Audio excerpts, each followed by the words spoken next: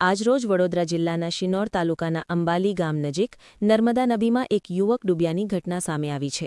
બનાવની જાણ થતાં જ કરજણ ફાયર વિભાગની ટીમ તાત્કાલિક ઘટનાસ્થળે દોડી આવી હતી અને શોધખોળ તેમજ રેસ્ક્યુ કામગીરી શરૂ કરી છે. સ્થાનિક લોકોના જણાવ્યા મુજબ યુવક નદી કિનારે હતો ત્યારે અચાનક પાણીમાં ખાબક્યો હોવાની આશંકા વ્યક્ત કરવામાં આવી રહી છે. ઘટનાને પગલે આસપાસના વિસ્તારમાં ચિંતા અને ભયનો માહોલ જોવા મળી રહ્યો છે. ફાયર વિભાગ દ્વારા સતત સર્ચ ઓપરેશન હાથ ધરવામાં આવી રહ્યું છે, પરંતુ હાલ સુધી યુવકનો કોઈ પત્તો લાગ્યો નથી. અધિકારીઓ દ્વારા વધુ તપાસ હાથ ધરવામાં આવી છે. અંદાજે 9:30 વાગ્યાની આસપાસ વડોદરા ફાયર કંટ્રોલ રૂમ તથા સિનોર ડિઝાસ્ટર મામલતદાર સાહેબ દ્વારા અમને કોલ આપવામાં આવેલો હતો.